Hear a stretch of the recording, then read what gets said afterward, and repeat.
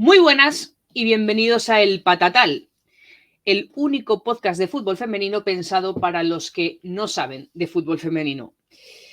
Los últimos acontecimientos y la lista de lesiones interminable de ligamento cruzado en...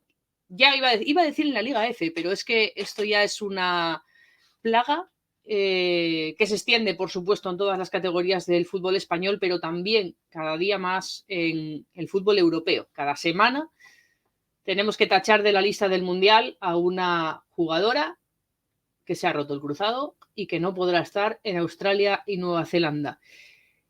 Esta temporada, este año, se está hablando mucho del cruzado, probablemente porque los nombres afectados por esta lesión, desde Alexia Putellas en adelante, son más conocidos, pero es una lesión que afecta a 4 veces más mujeres futbolistas que hombres futbolistas y de la que lamentablemente tenemos que hablar todos los días en nuestro fútbol. Para ello, hoy tenemos aquí la visión teórica y la práctica. Tenemos a una fisio, tenemos a una preparadora física y tenemos a una exfutbolista que ha sufrido 2 lesiones de cruzado. Presentamos primero a la prepa. Lucía, ¿qué tal? Muy buenas, preparadora física del Europa. Hola, buenas tardes, sí, exacto. Ahora la fisio, Andrea Seijo, ¿qué tal? Buenas tardes. Tengo aquí detrás una camiseta de la banca del año del ascenso, además, que creo que te suena, del Deporabanca. Y finalmente, tengo debajo de la del Deporabanca una camiseta guapísima de una tal Mary Ortiz. ¿Qué tal, Mary? Buenas. Ex capitana del Alavés. Sí. Chicas, nos espera un mundial de ausencias. Sí, y además yo creo que bueno, cada vez se habla más de este tema, porque un poco por lo que has comentado, porque cada vez más figuras conocidas también por el proceso de profesionalización que está sufriendo pues, el fútbol en particular y quizá el deporte femenino, entonces pues, son más conocidas las figuras que la sufren y por ello pues, se habla más, ¿no? Pero realmente es algo que lleva tiempo siendo pues, esa lacra que comentas, ¿no? Sin embargo, esto es de siempre. Lucía, tú estás ahora en segunda ref o primera ref? Segunda ref, ¿no? Segunda ref. Sí. Y Andrea, en el Depor estabas en lo que era la Reto Iberdrola y después en primera. Todas las categorías tienen caídas de ligamento cruzado prácticamente todas las jornadas. Sí, bueno, como comentaba Mary también, lo único positivo ahora de que personas con este nombre hayan sufrido la lesión es que tal vez podamos ahora investigar más y darnos cuenta que a la gente le interese más el por qué y tratar de investigar un poquito más, pero siempre ha pasado en todas las categorías. Todo el mundo que ha estado en el fútbol no es algo nuevo. Andrea, tú eres mi experta de confianza en esto. ¿Qué sabemos del cruzado y qué necesitamos saber? A ver, ¿qué sabemos del cruzado? Yo creo que la clave, sobre todo para dar respuestas a las futbolistas, que a mí me parece lo más importante, es entender que hay una serie de factores de riesgo que ya se conocen y hay otros factores que hay que seguir investigando. Investigando lo que comentamos siempre, en muestras femeninas, homogéneas, de élite, subélite o deporte ya amateur, para dar esas respuestas, ¿no? Dentro de esos factores de riesgo, va a haber una serie de factores de riesgo que son modificables, sobre los que se puede trabajar y mejorar, que son sobre todo esos factores de riesgo pues neuromusculares, como puede ser la presencia de valgo dinámico, desequilibrio de tronco, desequilibrio en la ratio esa de isquiotibiales cuádriceps, bueno, una serie de factores de riesgo que ya se conocen, aparte de cosas que ya la evidencia científica y la literatura científica ha puesto sobre la mesa, que es, por ejemplo, que la superficie de juego es determinante, sobre todo en partidos, y, bueno, empezar a hacer cambios desde mi punto de vista estructurales que acompañen a esa profesionalización de la que se habla en fútbol femenino, invirtiendo, bueno, pues en profesionales formados y personal sanitario o equipo humano e infraestructuras que puedan colaborar para mejorar y prevenir esas lesiones, conociendo y teniendo muy claros los factores de riesgo que existen, que podemos nombrarlos ahora o en otro momento. Esta es la teoría. Mary, ¿cómo se vive todo esto desde la práctica?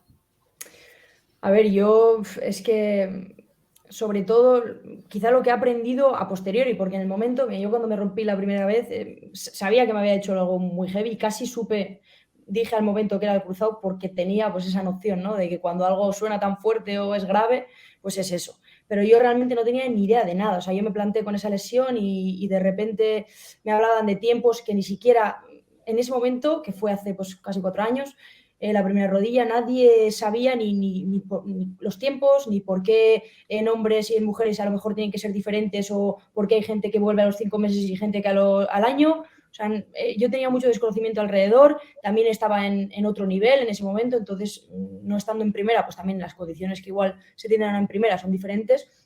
Entonces yo no tenía ni idea de nada. A posteriori, las dos conclusiones, o bueno, los dos puntos quizá más interesantes que me parecen a comentar, el primero es que yo solo en mis años de profesional, creo que en los clubes pues, más de élite, se puede hacer o se tiene gente preparada para hacer un análisis de cada jugadora a principio de, bueno, cuando la jugadora llega, analizarle físicamente y hacerle los testes correspondientes, que yo estudio IBEF, pero poco más, no tengo ni idea cómo tienen, pues en este caso, Lucía y Andrea, pero bueno, diseñarle unos ejercicios preventivos o un tipo de trabajo que a esa jugadora le vaya no solo a potenciar, sino a evitar esas lesiones, ¿no? Entonces, eso me parece imprescindible, porque muchas veces hablamos de prevención, de que evidentemente hay que investigar muchísimo más, pero creo que lo que ha comentado Andrea al principio, que haya gente de calidad que esté preparada y que esté comprometida con este tema y con el ámbito femenino en general, eso es esencial, porque yo de la primera lesión a la segunda,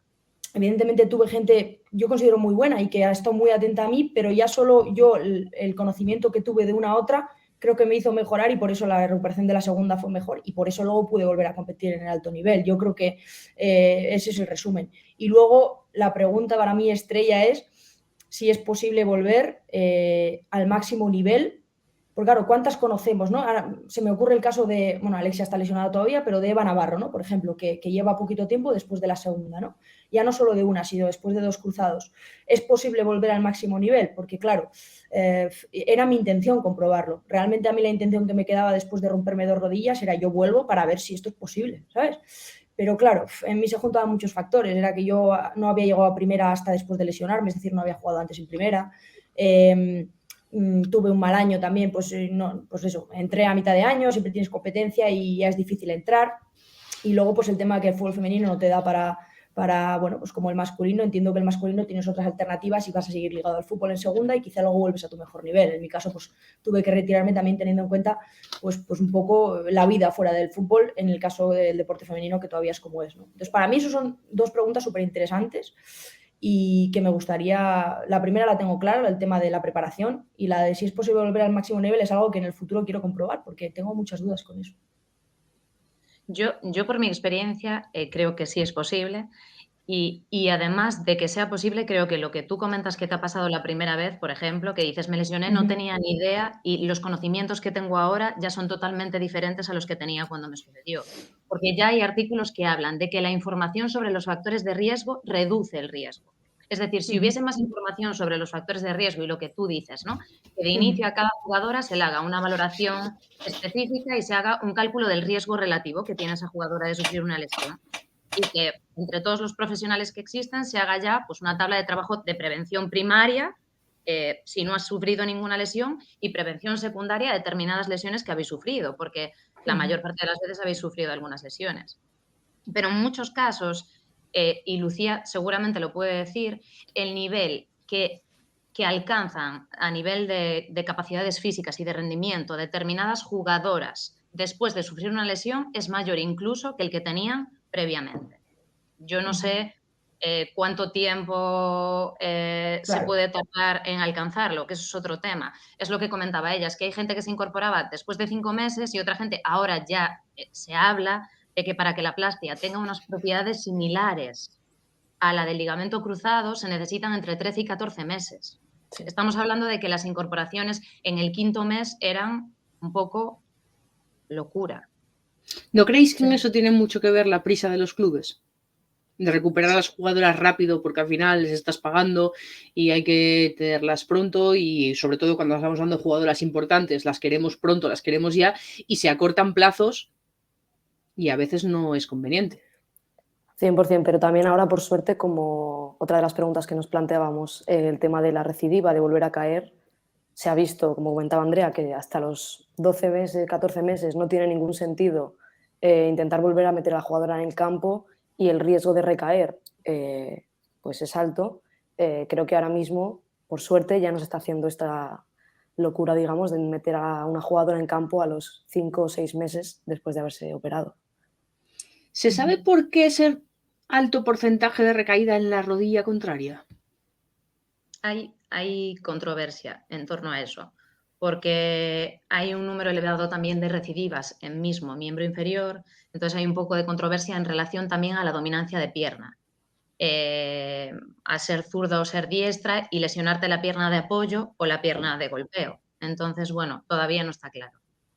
¿Cómo fueron tus lesiones, Mary? Claro, yo la primera, la verdad que fue, claro, es que también yo diferencio mucho porque la primera para mí fue algo casual que puede surgir, evidentemente quizá había factores que lo condicionaron, pero yo en ese momento estaba jugando mucho, estábamos en la antigua, la Reto antigua, bueno, no sé si se llamaba ya Reto, se llamaba Reto, fue el primer año de Reto, el año anterior al ascenso y yo estaba jugando, me encontraba bien y fue un gesto muy concreto y es que no miré el balón y pisé el balón, entonces fue el balón el que me hizo hacer un gesto que yo creo no, analizándolo después con el doctor, fue el que me llevó pues a esa, ¿no? A que se me rompiera.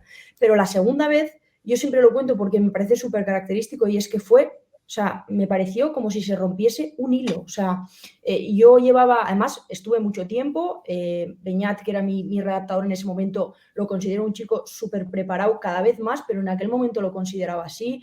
Llevamos una recuperación, claro, en torno a lo que él llegaba de conocimiento, evidentemente, pues llegaba a lo que llegaba, supongo, pero era una persona preparada, estudiamos todo muy bien con los doctores del club, estuve hasta que volví a jugar, pasé los 9 meses. Es cierto que quizá podríamos debatir hasta qué punto, pero bueno, más o menos como que cumplí todas las etapas, analizándolo a posteriori quizá la etapa de campo fue corta, que es un poco lo que se repite varias veces, pero hice muy bien toda esa primera etapa y de fuerza andaba muy bien, pero al final cuando me rompí dije, joder, con lo fuerte que estaba y mira lo que me ha sucedido, ¿no? Esa etapa más específica igual me faltó, pero es que lo sentí, era la pierna de apoyo, la contraria, el primero me rompí la dominante, la derecha, y después la izquierda, y fue en un cambio de dirección súper simple, en un shuffle así súper simple, y es que yo sentí que era un apoyo que es que realmente casi ni hice fuerza, o sea, fui a cambiar de dirección, apoyé a la izquierda, y es que lo sentí como un hilo romperse que dije, aquí ha tenido que influir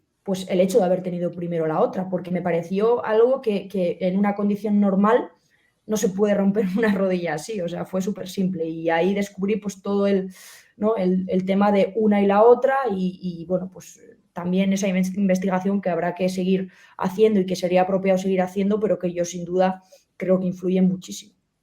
Por curiosidad, ¿cuál te rompiste primero? ¿La pierna dominante o la no dominante? dominante? La dominante, la derecha Primero la dominante. dominante, pisando el balón, y después la no dominante. Eso es. Simplemente quería puntualizar que ella dice, me llama la atención porque con lo fuerte que estaba, al final cuando te rompes un cruzado, todos los sistemas motores, toda la propiocepción de tu cuerpo se ve, bueno, decir toda es mucho, pero toda la propiocepción de tu miembro inferior bilateralmente además se ve alterada. Entonces es necesario crear nuevos patrones motores que se automaticen y eso necesita repetición y tiempo.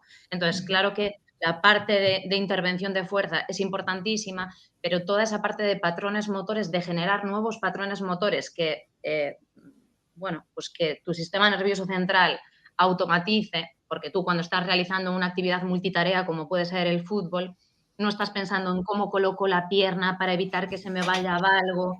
Hay muchísimos factores que están influyendo en tu atención. Por lo tanto, yo creo que toda esa fase de generar automatismos, bueno, en los distintos lugares donde los tienes que generar. Quiero decir, pues primero será una intervención en camilla, después será una intervención pues más centrada en el trabajo activo, pero no tanto en campo, pero después transferir eso al campo, esa fase, yo creo que también es muy importante. Claro, y tú lo estabas comentando, ¿no? Que te parecía corta el tiempo ahora. Claro, hacia ahora, atrás, el tiempo ahora, que pasaste sí. en campo, que es la tarea más abierta que en la que puedes meterte. Igual es ahí donde pecamos también porque es tarea nuestra frenar a la jugadora, porque cuando ya se pone las botas el primer día, pisa el campo, ya quiere competir juego real. Entonces, en esa fase para mí es muy clave ir abriendo poco a poco las tareas de un entorno cambiante con toma de decisiones y a nivel cognitivo muy sencillo a lo más cercano a juego real. Pero claro, vosotras tenéis ahí unas ganas de meteros. Claro, sí, es sí, nuestro no, trabajo tener que era la frenar a la peor. gente. Eso Y es. juego real con lo que supone también el estrés de una competición determinada, porque no es lo mismo meterte en juego real con tus compañeras En un que meterte entrenamiento, a competir. que lo que tú comentabas también de qué partido vuelves. Igual has viajado 12 horas en autobús porque los medios son los que son y estás súper contenta con tu debut.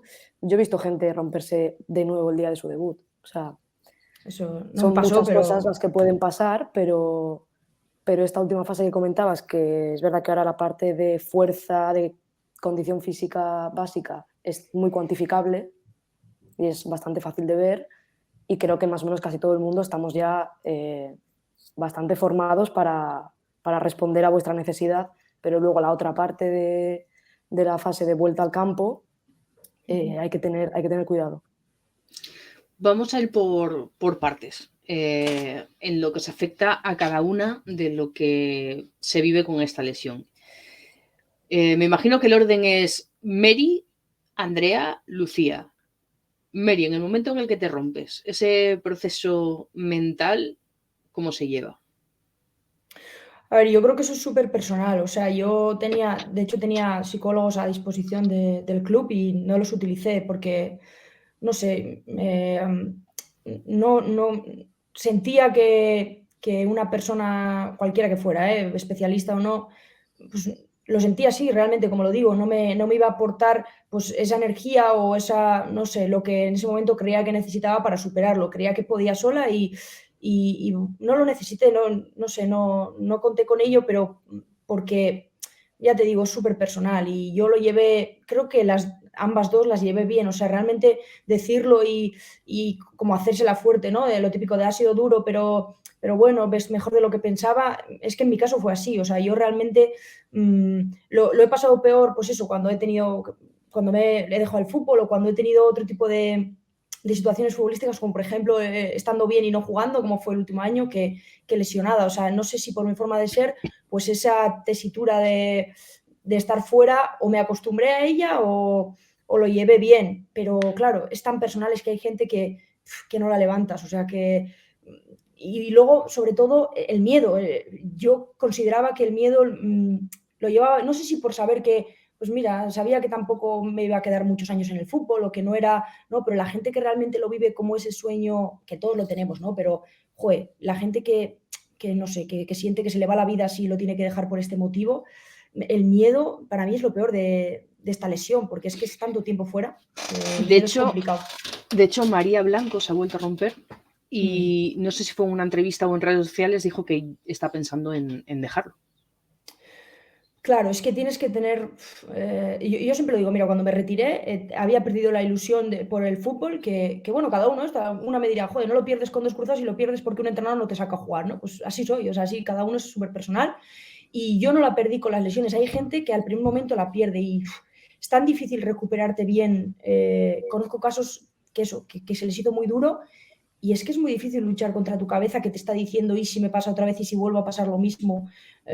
Para mí eso es muy complicado. Yo no necesité ayuda, pero creo que en el mayor porcentaje de gente es necesario porque ya te digo, volver con ese miedo es un instante que te deja fuera tanto tiempo que para mí es un trabajo que habría que hacer sí o sí. Luego si te sobra, pues bueno, pero tenerlo a disposición desde luego.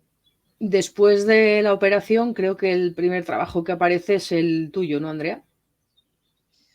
Sí, ya, incluso justo después del momento de la lesión, porque a veces hay un periodo entre la lesión y la cirugía y toda esa fase de prehabilitación prequirúrgica también es una parte donde hay que aprovechar el tiempo.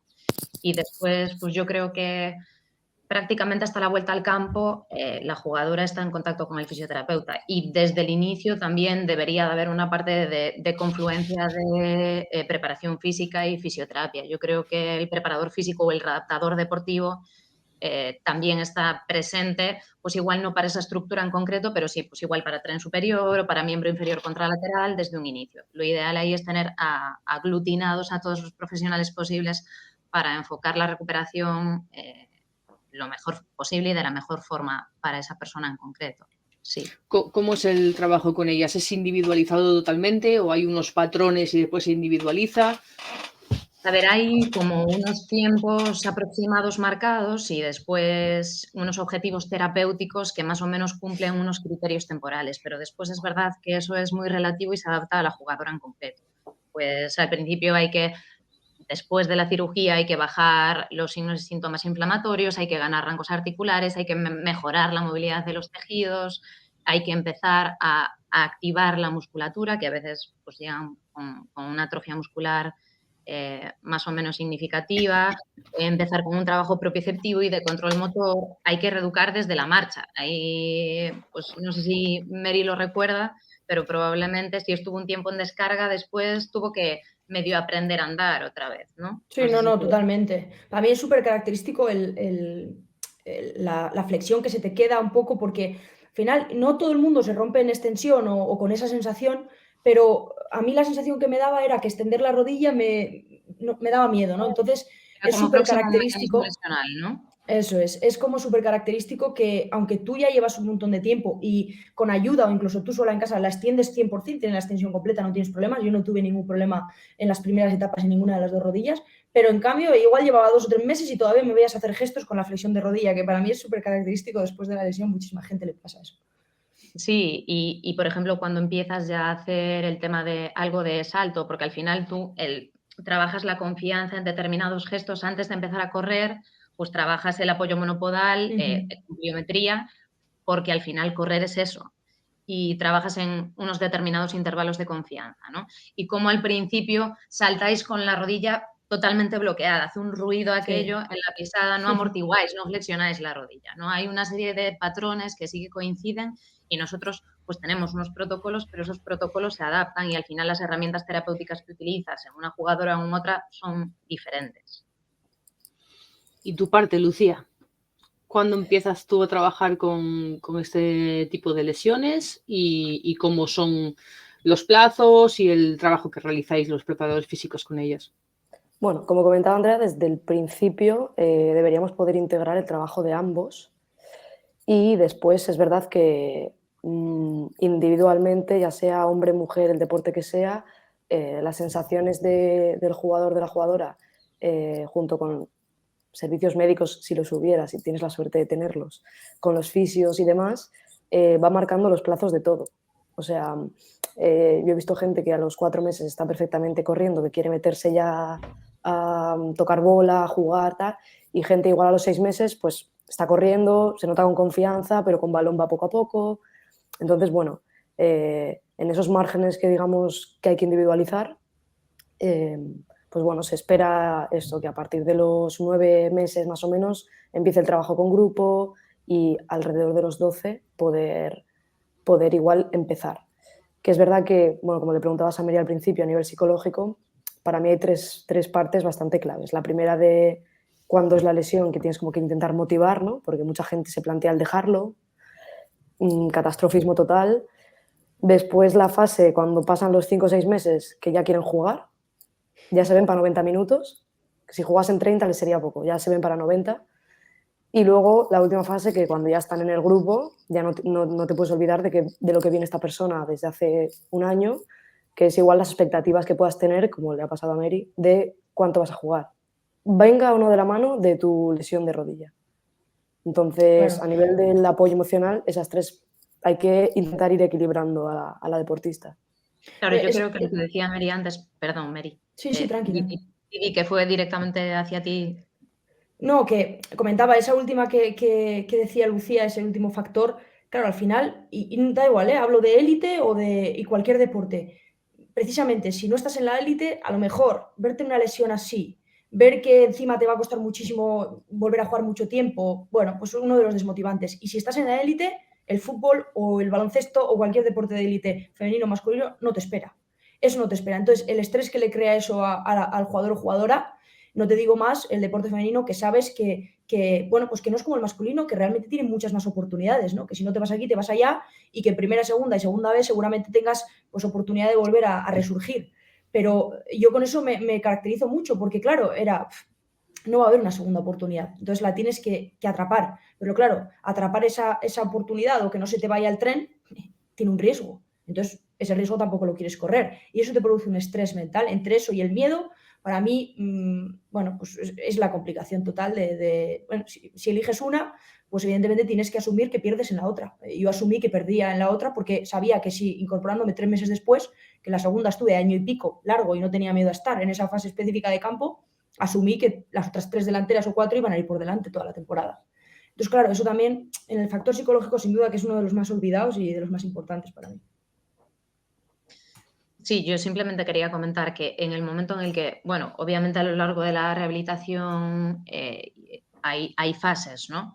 Pero sí que es cierto que cuando es algo que depende de vosotras, que está en vuestra mano, que veis que mejoráis y tenéis un foco claro, yo creo que es menos estresante, sobre todo durante ese primer periodo, que una vez que ya os incorporáis a la práctica deportiva y ya no depende de vosotras, ¿no? Estáis dando todo de vosotras de alguna manera y depende del factor externo de que el entrenador decida poneros o no, incluso estando a nivel de rendimiento muy bien, porque yo he conocido casos. Lo que pasa que, bueno, pues habéis perdido como ese tiempo, ¿no?, de temporada.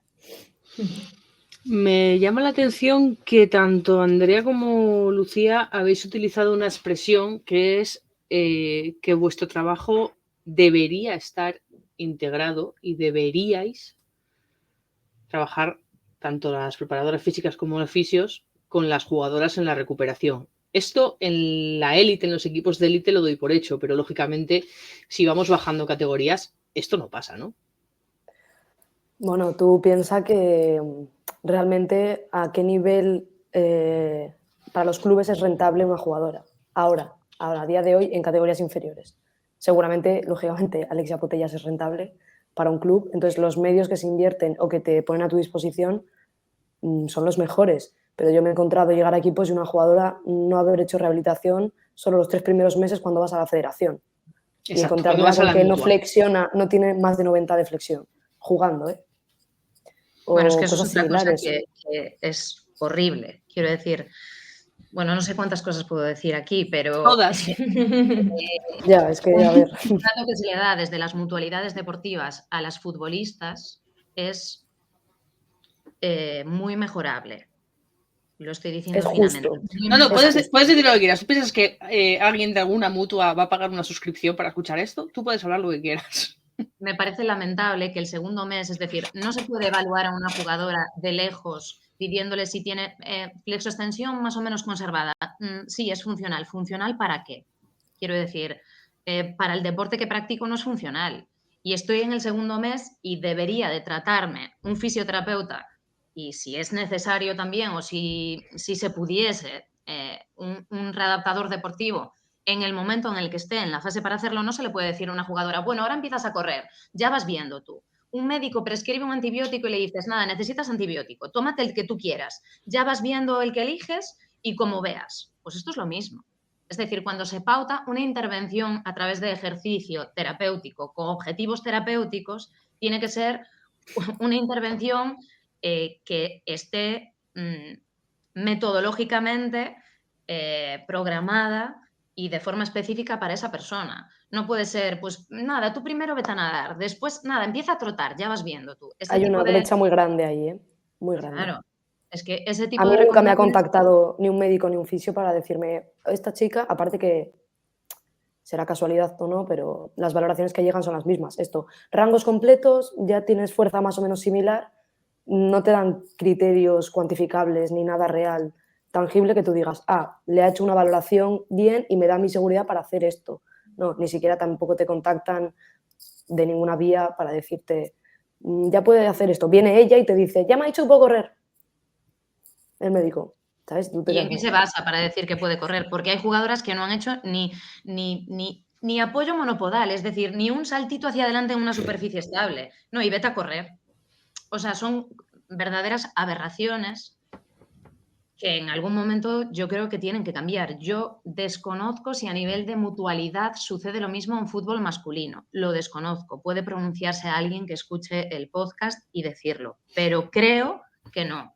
Y está sucediendo. Y bueno, pues lo que dice Lu, al final, si esa jugadora tenía una serie de factores de riesgo antes de romperse el cruzado, hay que evaluar esos factores de riesgo, muchos de ellos cuantificables, y al final tú puedes hacer un registro cuantitativo, numérico, pero también cualitativo. Es decir, hay formas de evaluar de forma cualitativa determinados aspectos. El intervalo de confianza o una escala EVA para el dolor de una paciente se cuantifica, pero es algo subjetivo. Es decir, ¿qué intervalo de confianza te genera dar una zancada anterior y mantenerte sobre una sola pierna?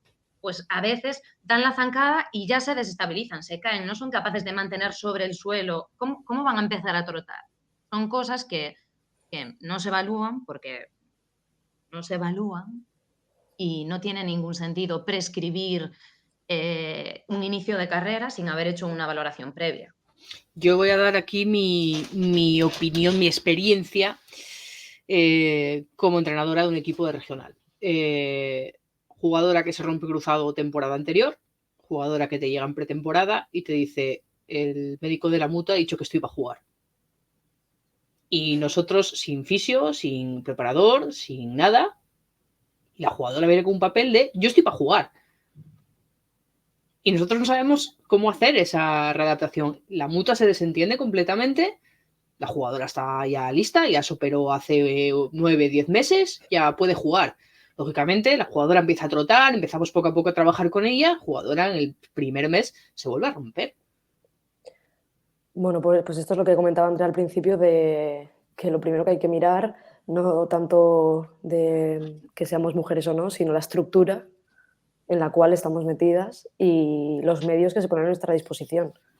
Porque esto claramente es tanto que tu club no está preparado para asumir esto, la mutua, supongo que asturiana, lo siento, tampoco lo ha hecho bien con esta persona y al final tenemos uno de los mejores médicos de Europa para operar cruzados, que es, están Rodas y el doctor Maestro. O sea, están 2 de los mejores de Europa. Pero es que por muy bien que te operen... Claro, es que la cirugía es una parte, pero toda la parte de recuperación es importantísima. Si no, no hacemos nada. No es, la cirugía ha quedado perfecta, ya, pero hay mucho más después de la cirugía y antes de la cirugía también, ¿eh? Mira, yo en la segunda lesión, y esto fue cosa mía, al final hemos hablado del aspecto psicológico y hay veces que una misma se siente segura, pues no lo sé. Yo llegó un fisio el segundo año que tenía unos conocimientos brutales, que solo con escuchar hablar ya más o menos a la gente ves por dónde va, y me dio una confianza que todo lo que decía parecía que yo ya me sentía mejor y no. Entonces, este tipo de confianza también es muy importante y yo por miedo, es cierto, la segunda lesión, yo conocí, bueno, por casualidad, a Jorge Domingo, que es un entrenador personal que me llevaba muy bien con él y bueno, empecé a probar, no quería empezar con él, pero empecé a probar, ostras, aparecí por allí y he de decir antes que nada que no todo es negativo, que yo en el club que he estado, que ya no pertenezco, no tendría por qué vender ninguna, la verdad que es que no puedo quejarme en nada de lo que conozco. Pero esa seguridad que me daba a mí, pues estar con Jorge, pues lo hice, ¿no? Y además el club lo sabía y yo iba con él. Ostras, yo llegué el primer día con Jorge y a mí me hizo unas pruebas que, ya te digo, estudié IBEF, soy profesora, no he seguido por ese camino, entonces desconozco un montón de cosas, pero no me habían hecho esas pruebas en la vida. Me midió, estuvo una semana entera midiéndome y haciéndome tests y luego todo ello, yo la mitad no lo entendía, pero lo relacionaba con cosas y solo me decía, bueno, lo primero que me dijo fue: no te vas a volver a romper.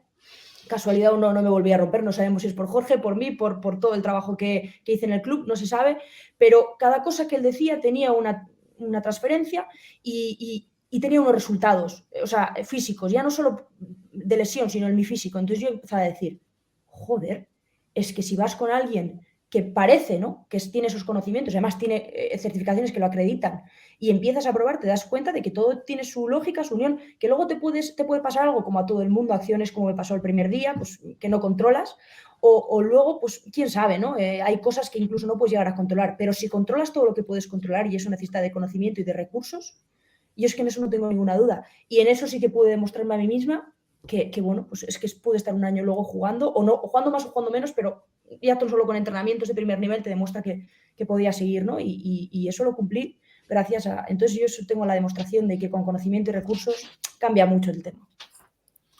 Bueno, tenemos una serie de preguntas de nuestros oyentes La primera la voy a dar por contestada, la de Juan, de cuánto influye la cabeza en el proceso de recuperación, porque creo que ya la hemos respondido. Siempre acabamos hablando de salud mental en este podcast. Cada día me parezco más Ángel Martín. Pero os voy a preguntar la siguiente, que es de Paula Úbeda, que es futbolista del Rayo. Los diferentes enfoques que puede haber en el proceso de recuperación con la misma lesión en un deporte u otro, imagino que no serán lo mismo el de Alexia Putellas que es el de Carolina Marín. Lucía, creo que esta es un poco más para ti, ¿no? Bueno, pues un poco con lo que venía diciendo Mary ahora, es bastante más importante los recursos y la individualización, perdón, que bueno, luego el deporte va a condicionar lógicamente, porque no es lo mismo un entorno cerrado que un entorno abierto. Un deporte en el que estás solo, un deporte en el que juegas con compañeros, un deporte en el que estás solo o juegas contra adversarios. Entonces va a variar mucho. Entiendo que yo de otros deportes no conozco, he trabajado solo en baloncesto y en fútbol. Entiendo que en deportes en los que no hay oposición directa con un rival y puede haber contacto, la recuperación entiendo que podría ser un poco más rápida. Pero en sí, al final, creo que es la misma para cualquier deporte, hombre o mujer, simplemente es totalmente distinto, depende de la persona. Ahora que hablas de baloncesto y fútbol, había por aquí una de la influencia del terreno sobre la lesión, césped artificial, natural y el tipo de tacos. Vale. Hay muchas veces que se simplifica esto a son culpa del césped artificial, pero también las hay en parquet, porque las hay en balonmano, las hay en baloncesto, etcétera, etcétera. No es tan simple como decir, es que son del césped artificial estas lesiones. No es tan simple, pero sí que hay evidencia de que en mujeres, más que en hombres además, y sobre todo en partido, más que en entrenamiento, influye que se juegue en césped natural o artificial. En artificial hay más riesgo, ha habido más incidencia de lesiones de rodilla. Y luego, en cuanto a los tacos, no yo quería puntualizar ahí una cosa, Lu, perdón que te interrumpa, no te olvides de que estabas en los tacos, que claro, que decimos, más en mujeres que en hombres, porque es verdad que en muchas más categorías más, mujeres claro, juegan en césped artificial que hombres, porque es obligatorio, casualmente, no sabemos por qué, que en el sexo masculino, es decir, en hombres que juegan al fútbol, ya es obligatorio el césped natural hasta una categoría determinada, cosa que no sucede en mujeres, entonces es normal que, bueno, pues que totalmente, y en primera división hay yo te puedo dar hierba artificial. Yo te puedo dar una respuesta sobre los césped artificiales y por qué las mujeres juegan más en ellos. Y es una respuesta muy simple. Las instalaciones municipales, hubo un gran pelotazo urbanístico de hacerlas con césped artificial. Y las mujeres suelen jugar en instalaciones municipales. Y los clubes privados suelen tener césped natural. Por tanto, como a nosotras se nos condena a utilizar las instalaciones municipales para que los clubes no inviertan en las categorías femeninas, nos comemos el pelotazo urbanístico de los céspedes artificiales. Eso es así. Eso es España. Totalmente. Pero vamos, que lo que decía Lu, que ya hay evidencia, que es un factor más porque al final las lesiones de ligamento cruzado anterior no son causa-efecto, es decir, es una lesión multifactorial, hay muchísimas cosas que están influyendo. Hay que intentar determinar qué factores influyen más en cada persona, pero está claro que el césped es una de ellas. Y Lu estaba hablando de algo relacionado con los tacos. Iba a hablar, sí, gracias. Iba a hablar de los tacos, que realmente en la mayoría de campos de césped artificial, sean de primera, segunda o tercera generación, de lo que sea, lo lógico es jugar incluso con multitaco, que no se hace. Entiendo que a mí me da la sensación que es más por un tema estético, realmente. No entiendo muy bien por qué, pero me da esta sensación. Y luego creo que más que el taco, que se recomienda 100% que sean redondos, entiendo para que, como es un deporte en el que hay que pivotar mucho y cambiar de dirección, que no te restrinja biomecánicamente cómo es el taco, lógicamente influye pues las típicas que tienen en cuchilla la parte de atrás o que los tienen redondos, pero sobre todo, más que el taco, que también influye, es cómo realizas los apoyos, si clavas talón, depende la biomecánica y el gesto. Entonces, apoyar el talón y con encima unos tacos de cuchilla y encima un taco pues lógicamente igual no es lo mejor. Lo ideal sería pues un césped natural y una buena biomecánica de frenada bien enseñada desde etapas tempranas. Ya por curiosidad, Mary, ¿las 2 veces era en césped artificial? Sí. Las 2 veces en césped artificial, las 2 veces en partido. ¿Ves? Sí, es que sí. Sí. Tenemos por aquí... Sí. Perdón, Dime, Nada, sí, adelante. o sea, No. Mi pregunta era si vosotras entrenabais en césped natural y jugabais en natural o jugabais también en artificial. Jugábamos en artificial y por lo tanto entrenábamos también en artificial. Alguna vez, cuando pues lo típico, ¿no? De que juegas fuera y el campo de fuera es de natural, metes algún entrenamiento, pero no era un caso de conozco equipos que hoy aquí, mañana allá. No, la verdad que teníamos una estabilidad en artificial, pero era en artificial siempre. Vale. Hay otra creencia popular que es el ciclo menstrual y tenemos una pregunta de Astrid sobre ella. Sabiendo que entre el día 11 y 14 del ciclo menstrual los ligamentos son más propensos a romperse, ¿es adecuado el tratamiento hormonal para prevenir o tiene más perjuicios que posibles beneficios? De la influencia del ciclo hormonal en la lesión de cruzado se han escrito ríos de tinta. Yo estoy escuchando como un ruido, no sé si lo escucháis todas o soy yo. Sí, yo también lo escucho. Ahora ya no. Es mi micro que petardea entonces. Sí. ¿Pero la pregunta se escuchó? Sí. Perfecto. Yo, si me permitís empezar, intento ser breve para que todas podáis comentar. Igual quieres comentar tú algo, Lu. Sí, bueno, antes que ya lo siento mucho, pero me tengo que ir ya en breve. Vale. Bueno, yo quería comentar que ahora Andrea... Va a ser la primera invitada que abandone el patatal, pero vale. Perdón, espero poder volver. Lo comentará más Andrea ahora, pero sí que es verdad que la evidencia científica no ha determinado hasta el día de hoy que haya una fase, un momento en el que seas más propenso para lesionarte. Sí es cierto que en la fase ovulatoria hay menor stiffness en los ligamentos y mayor laxitud, pero no está demostrado que pueda tener más riesgo de lesión. Y me parece un poco peligroso afirmar del tal día, hay así. Yo lo que intento con mis jugadoras principalmente es educar acerca del ciclo menstrual, que ellas se conozcan a sí mismas, porque cada mes es distinto entre cada una de ellas, y no verlo como algo negativo, porque no es algo negativo, al revés. Hay evidencia de que en ciertas fases es más adecuado hacer un trabajo de fuerza, porque es más fácil la ganancia de hipertrofia, porque hay mejor activación neuromuscular, por lo que sea. O sea, a mí me gusta más verlo como algo en positivo que en negativo. Es decir, de este día a este día, más, o sea, si esto lo escucha una jugadora y se lo cree del 11 al 14 tal, igual ese día no viene a entrenar, ¿sabes? Esa semana. Y hay 3 días a la semana que no puede entrenar. Entonces, para mí hay que tener cuidado con esto y, lógicamente, hay que investigar mucho más, pero a día de hoy es lo que se sabe. Claro, a mí me asusta mucho que las niñas que empiezan a jugar el fútbol o a practicar algún tipo de deporte piensen que por el mero hecho de ser mujeres tienen más riesgo de lesionarse que los hombres. Puede que tengan más riesgo de lesionarse que los hombres, pero no por el hecho de ser mujeres. Yo he leído muchas veces en hilos de Twitter que, claro, es que el valgo estructurado en las mujeres, el ciclo menstrual y pues el aumento del ángulo de anteversión femoral incrementan el riesgo de sufrir una lesión. Bueno, el valgo dinámico sí incrementa el riesgo de sufrir una lesión, pero porque es un mecanismo lesional, pero los hombres también tienen valgo dinámico. Y si solo fuese un mecanismo causa-efecto hormonal, los hombres no se lesionarían. Porque en esa fase donde hay mayor laxitud o la reacción del tejido capsular ligamentoso puede variar, es una fase de pico estrogénico. Entonces, bueno, yo creo que va muchísimo más allá que simplemente quedarnos con el tema del ciclo. No digo que no sea un foco de estudio, por supuesto que sí, pero verlo más como lo que dice Lu, la adaptación del entrenamiento a cada jugadora en función del momento del ciclo y a cómo lo perciba. Porque, por ejemplo, en la fase de sangrado hay una fatiga neuromuscular y una percepción del...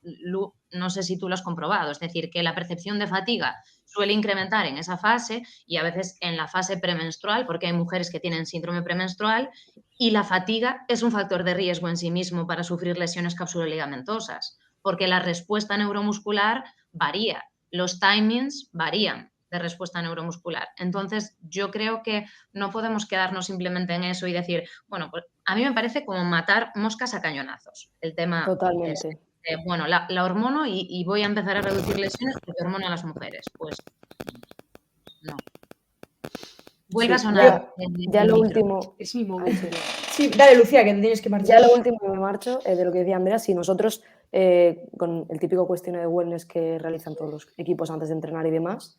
Sabemos con la misma aplicación todas en qué fase están y lo que tú comentabas, además de saberlo y de que ellas se conozcan, las sensaciones y que te lo cuenten y conocerse a una misma y saber que se puede hablar con el staff directamente y individualizarlo, porque eso, cada mes es diferente de cada persona, entonces no se puede hacer afirmaciones como tan categóricas de primeras, generalizando a la mitad de la población mundial.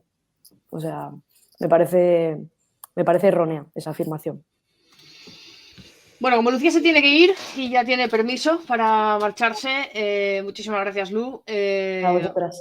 Paso a una pregunta para Andrea. Si la fisio ha trabajado en equipos masculinos y femeninos, ¿cuáles son las principales diferencias entre enfocar las recuperaciones con unos y con otros?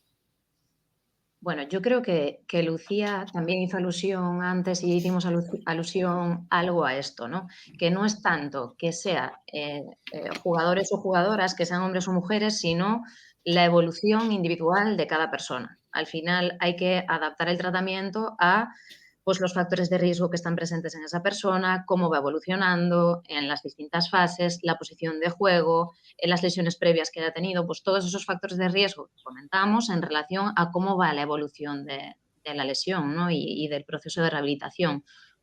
Que hay que tener en cuenta una serie de cosas, pues como el tema del ciclo o la laxitud, o, bueno, determinados factores biomecánicos que pueden tener más presencia o más peso en las mujeres que en los hombres. Sí, pero no es lo fundamental. No difiere tanto como nos puede parecer.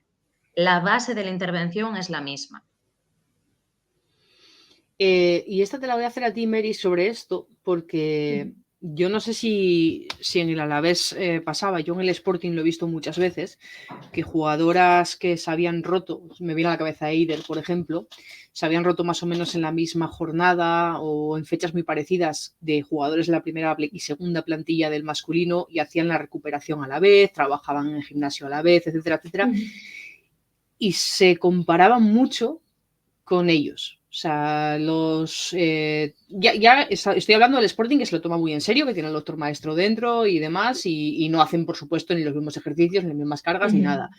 Pero psicológicamente sí que tenían esa comparación de se ha roto más o menos en las mismas fechas que yo y va más rápido, va menos rápido. ¿Tú eso lo viviste en el Alavés? Sí, yo coincidí con varios, entre ellos con Rodrigo Eli, que además también era su segundo cruzado con tiempo de diferencia entre ambas. Y alguna vez hacía algún comentario con Raúl, que es un fisio del primer equipo masculino, que es amigo, y comentábamos, joder, pues ya está haciendo tal, pero yo nunca, mira, creo que gracias a que pues también tenía cierta edad o cierta madurez y lo poco que conocía de lo que había estudiado en INEF y demás, pues me hacía por lo menos entender algo que es lógico, ¿no? Que es lo que llevan tiempo comentando Andrea y Lucía, que más que género se trata de cada persona y a mí me convencieron mucho desde el principio. Ya os he dicho que creo que tuve suerte con la gente que me acompañó en ambas lesiones, pese a que tuve las dos y repetidas veces, pues creo que entendí muy rápido pues eso, que iba en torno a la persona y además tenía muchos ejemplos. Coincidí con esto sí, con 4 o 5 jugadoras, ¿no? Del B o del mismo equipo en las dos diferentes lesiones y siempre íbamos diferente en cuanto a grados de flexión al principio, a alguna le costaba más la extensión, a alguna incluso tuvo que volver a pasar por quirófano para esas adherencias que a veces se forman. O sea, empezamos a correr en tiempos totalmente diferentes. Yo en la primera y en la segunda lesión, lógicamente la segunda duró más tiempo. O sea, pero yo en eso estaba muy convencida de lo que ya reiteradamente ha mencionado Andrea y creo que eso es con lo que te tienes que quedar, ¿no? Al final, y como conclusión general a esto, que quizá, sí, hablamos del tema hormonal, hablamos de césped, de tacos, un montón de cosas que probablemente, como dice Andrea, no haya que dejar de lado, sobre todo las que están estudiadas y contrastadas.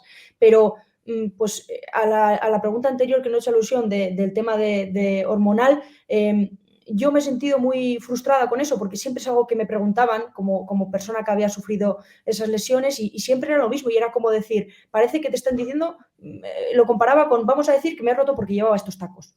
Y ya se te queda eso que es porque son estos tacos. Y no, o sea, puede pasar con 1000 situaciones. Entonces, a mí eso me frustraba mucho y creo que la conclusión más positiva que podemos sacar de gente que sabe como Andrea en el día de hoy es eso, que igual los chicos probablemente las chicas tengamos genéticamente y un montón de cosas explicadas, pues más riesgo, pero también nos hemos parado a analizar que los chicos desde siempre y sobre todo en muchas categorías, no solo en primera división española femenina, tienen unos recursos, gente cualificada, con unas condiciones laborales muy óptimas para poder desarrollar su trabajo y poder contratar a gente que realmente se desvive por ello y tiene el conocimiento de poder hacerlo.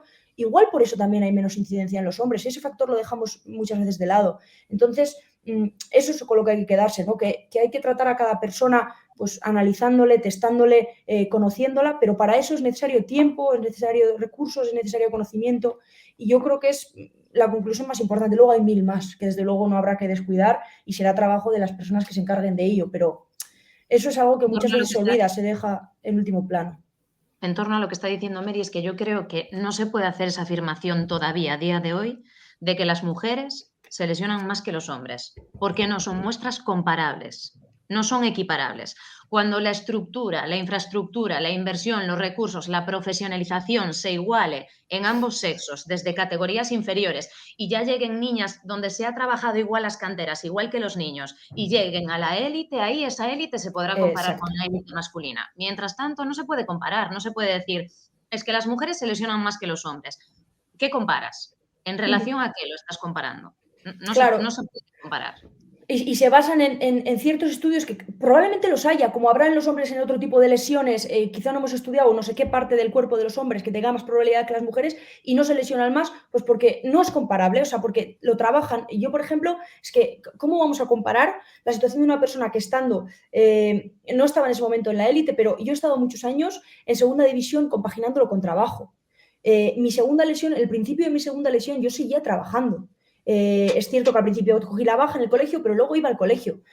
¿Cómo vas a comparar la vida de un deportista masculino, en este caso futbolista, de segunda división, vamos a decir, conmigo, que estaba en segunda división, que yo estaba, era mi segunda rodilla, o sea, un segundo cruzado prácticamente consecutivo, y yo venía del estrés psicológico que eso conlleva, más trabajar? Es que ¿cómo vas a compararlo? Si yo llevo una carga ya no solo de entrenamientos en diferentes condiciones y con diferentes recursos, si es que yo venía de estrés mental, trabajo físico también, profesor de educación física en un colegio, es que no es comparable. ¿Cuántas chicas son comparables a los hombres, como dice Andrea? Es que muy pocas. Es que habrá que comparar cuando esté en igualdad de condiciones, ¿me entiendes? Eso es algo que me fastidia, y no estoy negando todas las evidencias que hay, pero joder, ya me cansé de las entrevistas de ¿crees que es porque es mujer? Tenías, Pero es que lo estabas... peor es que no las hay, Mary. Lo peor es que no las hay. No hay tanta evidencia. A nivel de ciclo ya no la hay, pero es que Nos hay hacen otros... creer, perdona, nos hacen Claro, creer. la mujer tiene más hiperlaxitud y la hiperlaxitud es un factor de riesgo, correcto, pero es uno entre cuántos factores de riesgo. ¿Cuántas mujeres que no son hiperlaxas y que no presentan ningún tipo de hiperlaxitud también se rompen el cruzado? Es que ahí, pues efectivamente, si esa mujer es hiperlaxa, será un factor de riesgo más, pero igual esa mujer no tiene determinados factores de riesgo que hay otro hombre que sí tiene, como por ejemplo antecedentes lesionales. Porque es que hay que analizar las cosas en profundidad y con conocimiento, que es un poco lo que tú dices. No se pueden comparar las muestras, porque los recursos son importantes en cuanto a la fatiga neuromuscular, lo que ella decía, lo que Mary decía. Yo estaba trabajando o estudiando. Cuando se plantea un viaje, viajamos el mismo día o viajamos no sé cuántas horas en autobús, llegamos, descansamos lo justo y vamos. Y encima ese día jugamos en un campo de hierba artificial en malas condiciones. Efectivamente se me puede complicar porque estoy en un momento del ciclo complicado, pero eso es una cosa más y que tampoco se ha evidenciado, insisto. Entonces, yo creo que el foco hay que abrirlo un poco, que no podemos cerrar el foco a mujer, ya se va a lesionar más. Bueno, más que quién. Pues ojalá dentro de unos años podamos hacer esa comparación, pero ahora mismo no se pueden hacer esas afirmaciones. Y finalmente la pregunta del millón la voy a reformular. La pregunta original es, ¿habría alguna forma de reducir las lesiones trabajando específicamente para las mujeres esas zonas o jugando con algún tipo de protección? Tenemos esa y la voy a reformular también. ¿Cómo paramos esto? Porque ya la respuesta ya me la habéis dado. Invirtiendo desde la base en personal cualificado y en estructuras y en métodos profesionales, etcétera, etcétera. es la única forma que hay de pararlo, ¿no? Bajo mi conocimiento, sí. Desde luego es el punto a empezar, porque también podemos decir que todo se está profesionalizando y que sigue habiendo, pero es que es lo que dice Andrea, es que no es una cuestión de... Claro, se está profesionalizando ahora, este año, pero es que y está venimos de empezando 20, y 30 en la años. primera categoría, Claro. eso es. Entonces no se puede comparar. No, es que Ludmila, que será de las mejores condiciones y se acaba de romper, ya, pero es que es mucho lo que hay atrás que tienes que analizar en torno a esa persona, en torno a sus lesiones, en torno a lo que ha vivido, en cómo ha llegado hasta ahí. Entonces necesitamos de mucho tiempo y entonces podremos comparar. Y para mí es el paso a empezar. Luego gente como Andrea, que sabe más, pues desde luego, si cogiera las riendas de algo, seguramente pues sabría más que yo, ¿no? Pero para mí ese es el primer camino, invertir en conocimiento, en recursos y en hacer las cosas bien. Entendiendo que va a seguir habiendo lesiones de ligamento cruzado anterior, porque es Como fútbol. masculino. Y los mecanismos de atracción, los cambios de dirección, la multitarea que implica, pues implica riesgo de lesión, obviamente. Y hay lesiones por contacto o por contacto indirecto que más difícilmente se van a poder evitar. Pero esas lesiones sin contacto, que a veces se producen, pues como contaba Mary, la primera lesión de ella fue quizás por contacto indirecto, ¿no? Pisa mal un balón. Pero la segunda fue sin contacto, un mecanismo lesional que, bueno, ella dice, es prácticamente inexplicable. Pues eso es a lo que tenemos que ir a reducir, buscando todos esos factores de riesgo, un inicio, como comentábamos antes, y tratando de hacer adaptaciones que puedan prevenir lo máximo posible el riesgo de lesión, que siempre va a estar ahí, que siempre va a estar presente en la práctica deportiva, obviamente. Bueno, chicas, pues es el podcast más largo que hemos grabado hasta la fecha, pero creo que habría 2 horas más de charla si tuviéramos tiempo. Andrea, si los quieres más cortos, no cuentes conmigo, ya sabes cómo va el tema. No, para nada, es el tema. El tema es largo. No sé si a vosotras se os ha quedado algo por decir. No, la verdad que no. Bueno, es que más o menos contando mi historia, describo un poco lo que yo he sentido, ¿no? Cómo he tenido que afrontar las 2 lesiones. También la primera fue con COVID. Entonces, pues eso, es que mi mayor conclusión, lo último con lo que quisiera acabar, con lo que he dicho antes, ¿no? El tema de invertir, de recursos, de gente capacitada. Y entonces, cuando eso esté durante mucho tiempo trabajado, llegaremos a comparativas, pero es deporte, en el deporte hay lesiones. Entonces, quizá estamos analizando una incidencia muy alta porque ¿en qué condiciones la estamos analizando? ¿No? Entonces, para mí esa es la conclusión principal.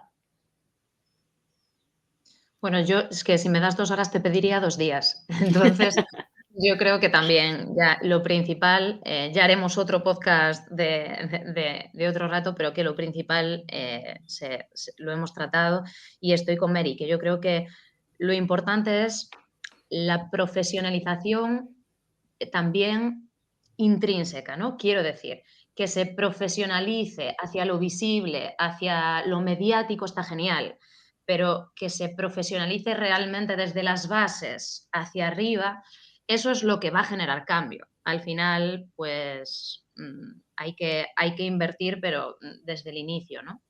Y se está haciendo un poco, yo entiendo que, bueno, pues estamos empezando, pero queda muchísimo por avanzar y mucho camino por recorrer todavía. Pues hasta aquí el último episodio del Patatal. Un episodio triste porque cada jornada tenemos que sumar nombres a esta lista de la plaga de cruzados, sobre todo en las últimas 2 temporadas, en la que los nombres empiezan a ser conocidos, a ser famosos y hay mucha preocupación en la afición sobre los plazos, sobre la recuperación de las jugadoras, sobre el nivel al que van a llegar y de todas estas cuestiones que hemos hablado aquí. Ya no sé cuántas veces he dicho esto, pero en el próximo episodio del Patatal hablaremos de salud mental con Marta Perarnau. Creo que es la 5ª vez que anuncio a Marta Perarnau para el podcast del Patatal.